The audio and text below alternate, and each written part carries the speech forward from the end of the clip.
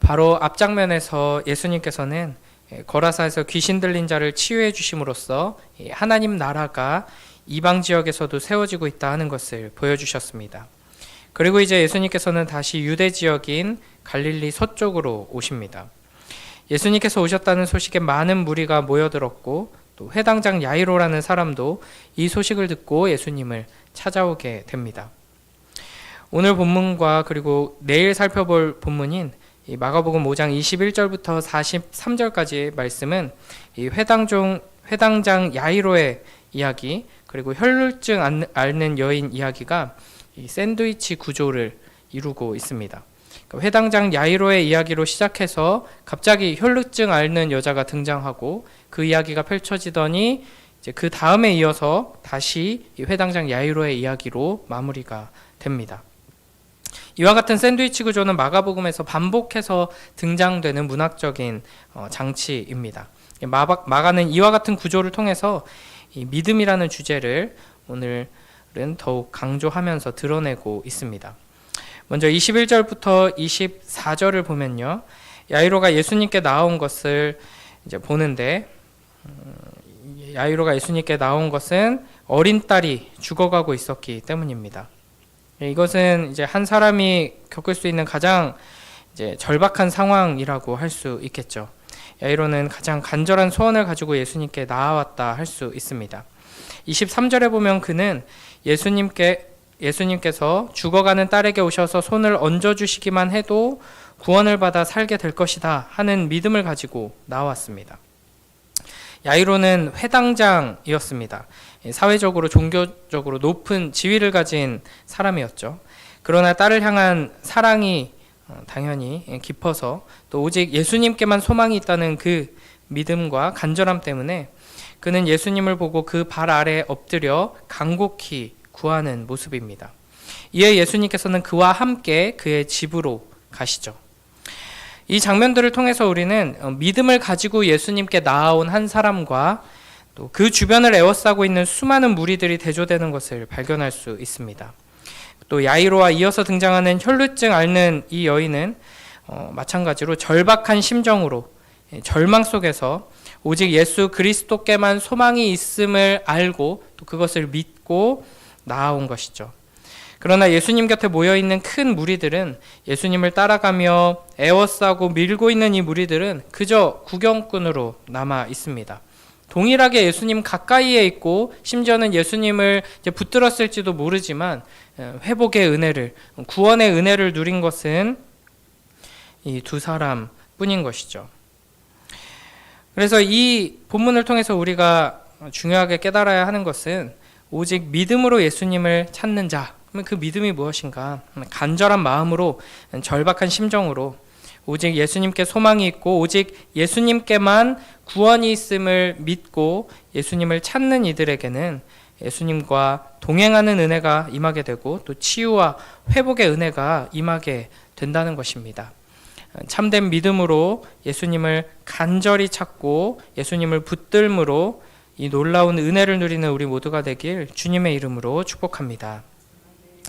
또 이어서 25절부터 28절을 보면은 이렇게 많은 무리가 예수님을 에워싸고 또 야이로의 집으로 이동하던 중에 12해를 혈루증으로 앓아온 한 여자가 이 무리 가운데 끼어서 뒤로 와서 예수님의 옷에 손을 댑니다. 이 혈루증이라는 것은 계속해서 피를 흘리는 병인데 12년 동안이나 이 병을 계속 앓았다는 것은 육체적으로 정신적으로 얼마나 힘들었을까, 얼마나 피폐해져 있을까 하는 것을 넘어서서 이 구약의 율법이 작용하고 있던 이 시대에는 부정한 자로서 12년을 살아왔다 하는 것입니다. 그러니까 종교적인 생활, 사회적인 생활이 아예 불가능한 상태로 이제 지낼 수밖에 없었던 것이죠. 그러니까 사람들과의 관계도 완전히 끊어진 상황이었을 것입니다.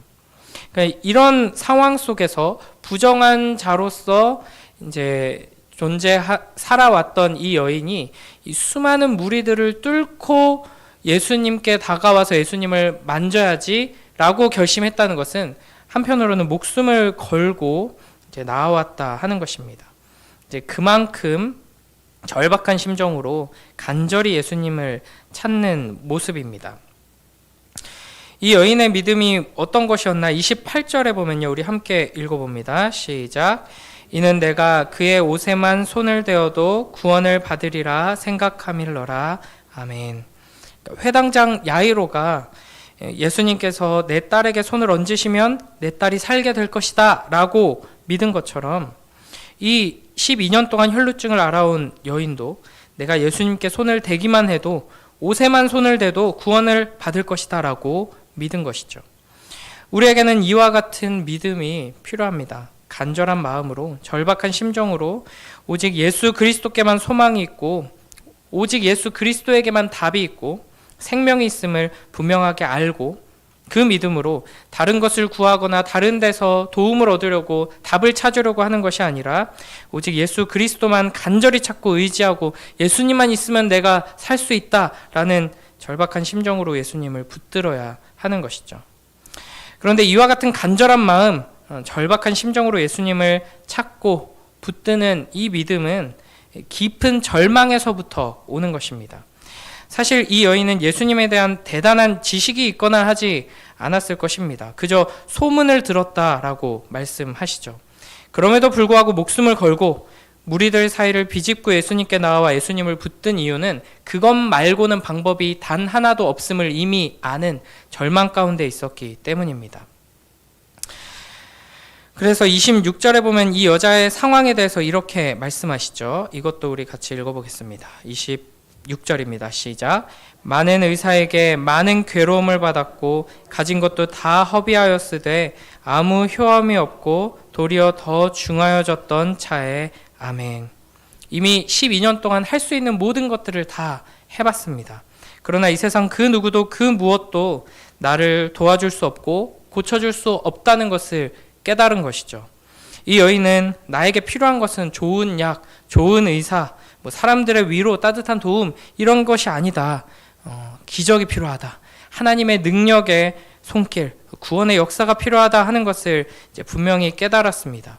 그러니까 깊은 절망 속에서 오직 하나님께만 소망을 둘 수밖에 없는 처지에 있었던 것이죠.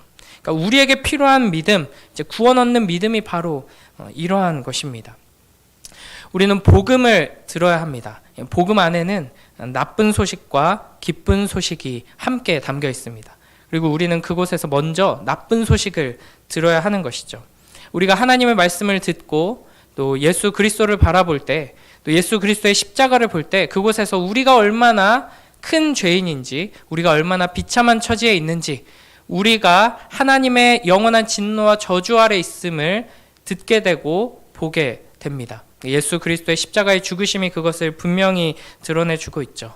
우리를 향한 이 나쁜 소식을 먼저 들어야지만 우리에게 선포되는 기쁜 소식이, 우리를 위해 오신 예수 그리스도가 얼마나 큰 은혜이고 얼마나 큰 사랑인지를 알게 됩니다. 하나님께서는 단순히 우리가 조금 더 나은 무언가가, 우리에게 어떤 도움의 손길이, 조금 더 좋은 어떤 길이 필요한 것이 아니라 완전한 절망 가운데 있는 우리에게 생명이 필요하다는 것을 말씀해 주십니다. 이제 이어서 29절부터 34절을 보면 이 여인은 이와 같은 믿음으로 절망 속에서 유일한 소망이신 예수 그리스도를 붙들었을 때 그 옷에 손을 댄 즉시 병이 나은 것을 알게 됩니다. 예수님께서는 누가 내 옷에 손을 대었느냐 물어보시죠. 제자들은 이렇게 수많은 사람들이 예수님을 에워싸고 정신없이 밀고 만지고 이렇게 하고 있는데 누가 손을 대었느냐 이렇게 물어보시면 어떻게 알겠습니까? 라고 당황해합니다. 그러나 예수님께서는 정말로 누가 손을 대었는지 몰라서 물어보신 것이 아닙니다. 그러니까 이 질문을 잘못 이해하면 이 여인이 병고침을 얻은 것이 마치 자기가 가지고 있던 어떤 믿음의 능력이라든지 어떤 주술적인 원리로 누구든지 그 믿음을 가지고 예수님을 만지기만 하면 예수님도 인식하지 못한 채 능력이 흘러간다, 이렇게 오해하기 쉽지만 예수님께서는 당연히 이 여인이 다가오는 것을 아셨고 믿음으로 만지는 것을 아셨습니다. 그래서 34절에 보면 내 믿음이 너를 구원하였다 말씀하시죠. 그러니까 예수님께서 이 여인의 믿음을 보고 구원의 은혜를 베풀어 주시고 치유해 주신 것이지 예수님도 모르게 능력이 빠져나간 게 아니라는 것이죠. 더 나아가서 생각해 보면 예수님께서는 이 여인을 사랑하셔서 이 여인을 불쌍히 여기셔서 이곳으로 오신 것입니다. 이제 그럼에도 불구하고 예수님께서 이 여인을 찾으시고 무리들 앞에 이 여인을 세우시는 이유는 주님께서 우리에게 주고자 하시는 그 구원의 은혜가 단순히 병고침의 수준에 머무는 것이 아니다 하는 것을 알려주시기 위함입니다. 주님을 절박한 심정으로 간절히 찾고 붙들고 의지하는 자들에게 주시는 것은 단순히 육체적인 회복, 문제의 해결, 더 나은 것들을 얻게 되는 축복, 이 정도 수준이 아니라 예수님께서는 34절에서 이렇게 말씀하시죠. 우리 마지막 34절 함께 읽습니다. 시작. 예수께서 이르시되 딸아 내 믿음이 너를 구원하였으니 평안히 가라. 내 병에서 놓여 건강할지어다. 아멘. 예수님께서는 이 여인에게 평안을 선포하십니다. 이 평안은 샬롬이죠. 오직 하나님과 관계가 회복되고 그 언약 안에 거하는 이들만이 누릴 수 있는 축복을 의미합니다. 그리고 이제는 건강하게 살라고 말씀하시죠. 무엇보다 예수님께서는 이 여인을 딸아라고 다정하게 부르십니다. 그러니까 하나님께서 우리에게 주시는 가장 큰 축복은 하나님과의 관계가 회복되는 것입니다. 그러니까 하나님을 만나고 예수 그리스도의 능력이 우리에게 임해서 여러 가지 좋은 선물들을 받게 될 것입니다. 우리의 병이 고침받고 우리의 자녀들이 잘 되고 우리가 하는 일들의 능력을 발휘하고 여러 가지 좋은 축복들을 하나님께서는 예비해 주고 계십니다. 그러나 그걸 받고 떠나간다면 하나님께서 정작 이 작은 선물들을 통해 주고자 했던 진짜 선물을 받지 못하게 되는 것이죠. 하나님께서는 하나님과의 화평을, 하나님 안에서 누릴 수 있는 참된 평안을, 그걸 가지고 우리에게 주어진 삶을 건강하게 행복하게 살아가는 이 축복을 우리에게 주길 원하십니다. 그래서 이 절망 가운데 있던 여인을, 믿음으로 주님을 붙든 이 여인을 불러 세우셔서 딸아라고 다정히 부르시며 이제 평안하라, 건강하라 라고 말씀하시는 것입니다. 우리도 하나님께서 우리에게 주시는 말씀 앞에서 우리에게 주어진 이 깊은 죄와 비참의 현실들을 하나님 앞에 회개하며 그러한 절망 가운데 유일한 소망 되신 예수 그리스도를 매 순간 간절히 붙들고 주님께서 주시는 이 놀라운 축복과 하나님으로부터 오는 평안을 받아 누리며 살아가는 복된 우리 모두가 되길 주님의 이름으로 축복합니다. 오늘 본문을 통해 마지막으로 한 가지만 더 살펴본다면 이 구약의 정결법, 이 레위기 율법에 의하면 부정한 것을 접촉하는 것은 부정하게 됩니다. 그러니까 부정한 사람이 물건을 만지면 부정하게 되고 부정한 사람이 누군가와 접촉하면 그 사람도 부정하게 되는 것이죠. 그러나 오늘 우리 예수님의 이 치유 기적 속에서 우리는 거룩하신 우리 주 예수 그리스도와 접촉한 자가 오히려 거룩하게 되는 것을 보게 됩니다. 그리고 이제 예수 그리스도의 제자로 부름받은 우리들은 예수 그리스도로 옷 입고 예수 그리스도와 한 몸 된 우리들은 우리가 가는 그곳을 거룩하게 되는 놀라운 능력으로 부름받고 있습니다. 오늘 우리를 부르신 그 삶의 자리에서 우리가 만나는 모든 이들을, 우리가 손대는 모든 일들을 하나님의 영광을 드러내는 거룩한 일로 변화시키는 복된 우리 모두가 되길 주님의 이름으로 축복합니다. 기도하겠습니다. 하나님 아버지 감사합니다. 이 새벽에 하나님의 말씀을 통하여서 우리를 회복시키시는 예수 그리스도를 보게 하시니 감사합니다. 우리가 이 혈루증 앓는 여인과 같이 이 세상에서 아무런 소망도 아무런 도움도 얻지 못하는 절망 가운데 죄와 비참 가운데 있던 이들임을 고백하며 유일한 소망 되신 예수 그리스도를 바라보고 의지합니다. 주님을 붙듭니다. 우리가 더욱더 간절히 주님을 찾게 하시고 매 순간 주님을 붙들게 하여 주시옵소서. 그리하여서 주님의 그 거룩하심이, 주님의 그 아름다우심과 그 능력이 우리를 통해 이 땅 가운데 흘러갈 수 있도록 축복하여 주시옵소서. 오늘 하루 우리에게 주어진 삶 속에서 주님과 동행하며 주님께서 주시는 평안함으로, 건강함으로 함께 주님과 동행하며 나아가는 우리가 될 수 있도록 축복하여 주시옵소서. 감사드리며 예수님 이름으로 기도드립니다. 아멘.